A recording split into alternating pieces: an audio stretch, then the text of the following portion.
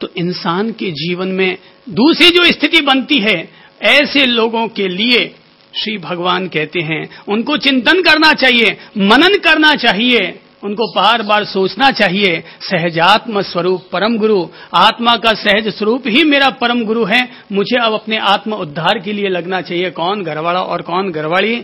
मैं तो कहूंगा मौत आए उससे पहले एक दफा मर जाओ। मौत आए उससे पहले एक दफा मर जाओ। मौत आएगी तो तुम्हें पूरी तरह मार के चली जाएगी, पर उससे पहले अगर तुम अपनी दुनियादारी से मर जाओगे तो तुम सचमुच अपनी मुक्ति का प्रबंध कर सकोगे, प्रभु को सच्चा प्रेम कर सकोगे। नहीं तो वही घरवाला और वही घरवाली याद आते रहेंगे। तो एक बार मर ही जाओ, समझ लो मैं मर गया। अब दादाजी होते ना,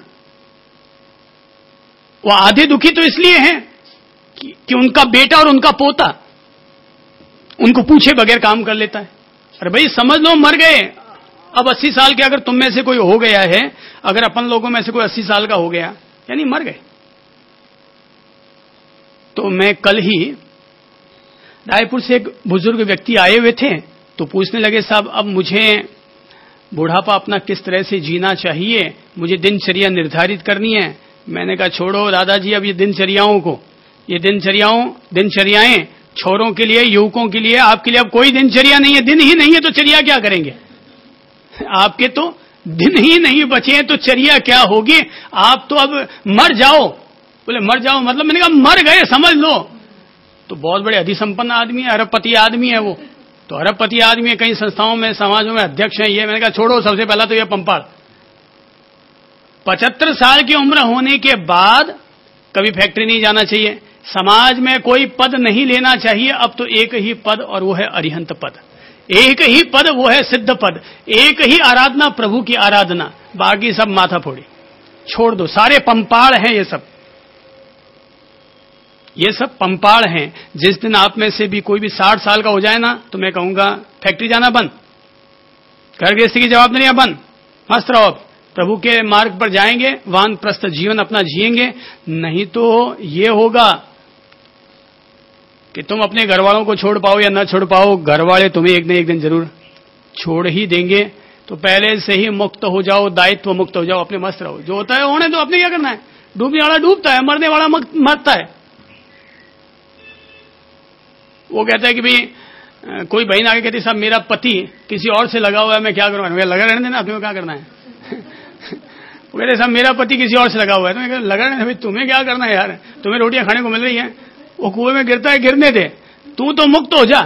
ये अच्छा हुआ वो किसी और से लग गया, तो तुम्हारा मोह टूटने का तुम्हें अवसर मिल गया, अपने आप को और तुम्हारे पति को समझने का ये अवसर मिल गया कि वो किसी और से लगा रहने दो, अच्छा है तुम मुक्त हो गए। और उल्टा वो जो लेडीज होती है ना, उनकी कमजोरी है कि वो अपने पति को किसी और से लगने देना पसंद नहीं करती है। तो मैं तो कहूंगा कि भाई जब वो पति पास में आए ना, तो उल्टा उनको प्रोत्साहन देना चाहिए, भाई तुम उनके पास जाओ, राजी रहो, तुम तुम्हारे मस्त, मैं अब अपने मस्त। जितना मेरा शोषण करवाना था मैंने करवा लिया, मुझे अपना जितना शोषण करवाना था मैंने अपना करवा लिया, तुम तुम्हारे मस्त रहो, मुझे अपने मस्त रहने दो। मोह तोड़ लो, नहीं तो ये मोह अपन सब लोगों को बहुत कष्ट देगा, बहुत रुलाएगा, बहुत आंसू बहवाएगा।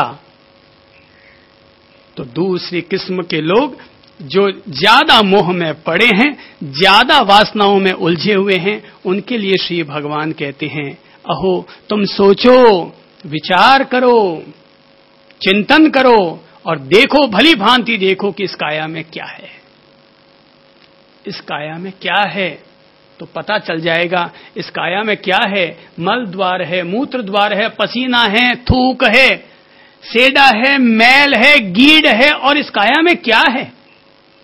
चाहे वो काया मेरी हो, चाहे वो काया आपकी हो। ये जो काया अपन सब लोगों ने धारण कर रखी है, वो काया चाहे राम जी की हो, चाहे महावीर जी की हो, चाहे बुद्ध जी की हो, किसी भी भगवान जी की भी क्यों ना हो, उनकी काया में क्या है? आज अगर अपन राम जी की पूजा करते हैं, महावीर जी की पूजा करते हैं, कोई हड्डी मांस की काया की पूजा थोड़ी करते हैं, उनकी आत्मा की, उनके त्याग की, उनकी महान करुणा की, उनकी महान मर्यादाओं की अपन पूजा करते हैं। काया में क्या रखा पड़ा है? काया तो सबकी वही है। आज अगर आप आते हैं और श्रद्धा पूर्वक आपने अगर मुझे नमन किया और मैंने आपको वापस नमन किया, प्रणाम किया, तो आप मुझे बताइए कि आपने मेरी काया को नमन किया? अगर काया को नमन किया तो मैं कहूंगा इस काया में क्या है भाई। अगर इस वेश को नमन किया तो मैं कहूंगा इस कपड़े में क्या है भाई। आदमी के गुणों का नमन करो, गुणों का वंदन करो, आदमी के भीतर जो ताकत है उसका अभिनंदन करो। बाकी इस काया में क्या है? यही हड्डी, मांस, लोथड़े, और क्या पड़ा है इन काया में? लोग गैले हैं, लोग जैसे वो वैलेंटाइन डे मनाते हैं, क्या है? मैं कहूंगा इसको एक ये गैलापन है, ये सब गैलापन है। वो कहते हैं हनीमून मनाने के लिए जाते हैं शादी के बाद। भाई घर में कर लो, वहां जाके क्या करोगे? वहां और उद्दंडताएं करोगे, वहां और सूगड़े काम करोगे, तो इससे अच्छा है वो सारे सूगड़े काम घर में कर लो। शादी होने के बाद लोग जाते हैं हनीमून मनाने के लिए। कहां जाते हैं? दार्जिलिंग, मसूरी। इसलिए वहां की जितनी भी होटलें हैं ना, वो सारी होटलें बिल्कुल, क्या कहूं, अब उनको उपमा देना ठीक नहीं लगता मुझे। ऐसे स्थानों की जितनी भी होटलें हैं, अच्छे लोगों के द्वारा तो वो रहने के स्थान कतई नहीं है, क्योंकि उनमें जाकर रहने से अच्छे लोगों के भाव तो दूषित ही होने हैं, क्योंकि वहां पर रोज उपयोग वैसा ही हुआ करता है। इसलिए मैं तो कहूंगा शादी हो जाए तो पहला पुण्य काम करो, और पुण्य काम ये करो, पति पत्नी पूरे परिवार को लेकर के किसी तीर्थ यात्रा के लिए निकल जाओ, ताकि आप लोगों पर, आपके परिवार पर एक अच्छा सुकून मिले, एक अच्छा वातावरण मिले, एक अच्छा आभा मंडल मिले, आप लोगों के मन पर एक अच्छी प्रेरणाएं और प्रकाश अपन लोगों को उपलब्ध हो सके। अब यह अलग बात है, दुनिया जिस प्रवाह में बह रही है बहती रहे, अपने को क्या, कोई बहता है तो अपने को क्या। पर अगर अपन लोग जो जागरूक हैं वो अपनी संतानों के लिए तो कम से कम ये बोध रख ही सकते हैं कि पवित्र कार्य होने चाहिए। तो दूसरी किस्म के लोग, उनके लिए है वो जाने इस शरीर में क्या है, अशुचिता, अपवित्रता। लोग चुम्बन लेते हैं, चुम्बन लेते हैं तो कहते हैं होठों से होठों को चूमते हैं, चाटते हैं। विदेशी जो लोग हैं ना, वहां पर तो पति पत्नी नहीं चूमते हैं, वहां पर तो कोई मेहमान भी आ गया है तो उनके अभिनंदन करने का तरीका यही है। कहते हैं बिल क्लिंटन साहब जीत जाते हैं, जॉर्ज बुश साहब जीत जाते हैं, तो वहां पब्लिक के सामने वो अपनी पत्नी को गले लगाते हैं, उनको चूमते हैं। भाई कुछ मर्यादाएं होती है, ठीक है, वहां पर थोड़ा सा उघाड़ापन ज्यादा है, वहां थोड़ी सी उन्मुक्तता ज्यादा है, कोई बात नहीं उसमें। पर दूसरे लोग भी अगर आते हैं तो वहां पर बड़े प्रेम से जाते हैं। आजकल हिंदुस्तानी नेता जब बाहर जाते हैं ना, थोड़ा संयम लग गया, क्योंकि यहां पर उनकी आलोचना होती है। नहीं तो भारतीय नेता लोग जो बाहर जाते थे और उनको अगले के राष्ट्रपति की पत्नी को अगर हाथ मिलाने का, गले लगाने का मौका मिलता, वो कहते हैं बाहर क्यों जाते? बोले इसी के लिए जाया करते थे इसी के लिए जाया करते था कि थोड़ा सा उन फॉरेनर लेडीजों से हाथ मिलाने को मिला, थोड़ा गला लगाने को मिले। तो फिर जब यहां आलोचना हुई तो फिर इन लोगों ने थोड़ा सा इस पर अंकुश लगा दिया और अब केवल दूर से ही हाथ जोड़ के नमस्ते करते हैं। फिर भी मौका निकाल ही लेते हैं हाथ मिलाने का। फोटोग्राफर बगल में ना हो तो हाथ मिलाने का मौका निकाल ही लेते हैं। लेकिन तीसरी किस्म के लोग, जिनके भीतर एक तरह से उनका चित्त, उनका अंतर्मन, उनकी काया इतने दूषित संस्कारों से, इतनी दूषित संवेदनाओं से भरी हुई रहा करती है कि उनके लिए ऑपरेशन बड़े करने होंगे।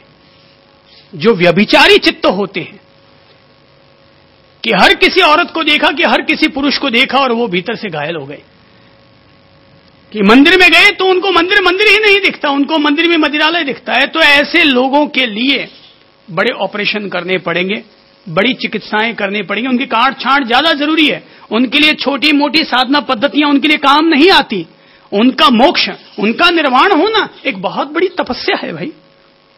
तो उनके लिए भगवान कहते हैं आज का जो पर्व है, आज की जो साधना है, आज की जो समझ है, वो है शमशान पर्व से जुड़ी हुई। अर्थात ऐसे साधक को शमशान में जाना चाहिए और वहां बैठ करके अपनी साधना करनी चाहिए।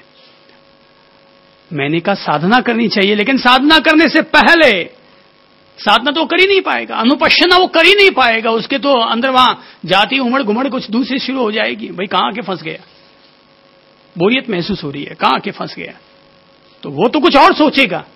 तो ऐसे लोगों के लिए श्री भगवान कहते हैं भाई वो शमशान में जाए, 1 दिन रहे, 2 दिन रहे, 5 दिन रहे, 10 दिन रहे, जरूरत पड़े तो 2 महीने तक लगातार रहे, और अपने सामने पड़ी हुई 1 दिन पुरानी लाश को देखे, 2 दिन पुरानी लाश को देखे, 3 दिन पुरानी लाशों को देखे, फूली हुई लाशों को देखे, सड़े हुए मरियल कुत्तों को देखे, जिन जानवरों के शरीर फूल चुके हैं उनको देखे, ऐसी लाशें जिनको कोई जलाने वाला नहीं है वहीं छोड़ के चला गया, उन लाशों को वह देखे, उनके शरीर में हो चुके घावों को देखे, उनके शरीरों पर कुत्ते और गीदड़ों के द्वारा जो नोचे गए घाव हैं उन घावों को देखे, और देख देख कर भली भांति यह चिंतन करे, यह मनन करे, यह विचार करे, यह देखे, यह जाने, यह ठोस अनुभूति करे कि जैसा इस काया में है वैसा ही मेरी इस काया में भी हो सकता है, जैसा इस काया में है वैसा ही मेरी इस काया में भी हो सकता है। मेरा शरीर भी मेरी आत्मा के निकल जाने पर, मेरी चेतना के निकल जाने पर, मेरे प्राणों के निकल जाने पर जैसे 1 दिन पुरानी लाश दिखाई दे रही है, मेरे शरीर की भी यही दशा होगी।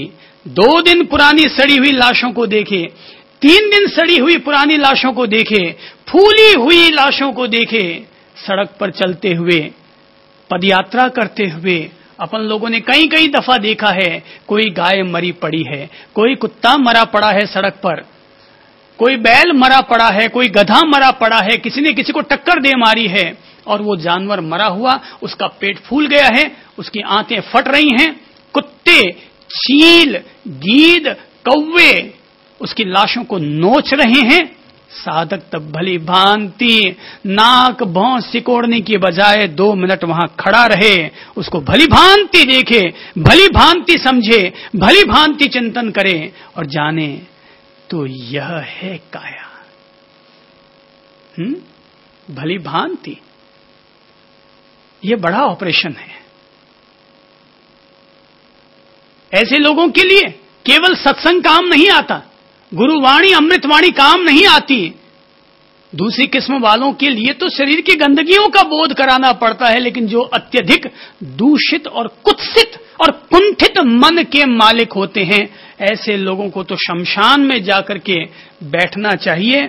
मंदिर ऐसे लोगों के लिए नहीं है, मस्जिद ऐसे लोगों के लिए नहीं।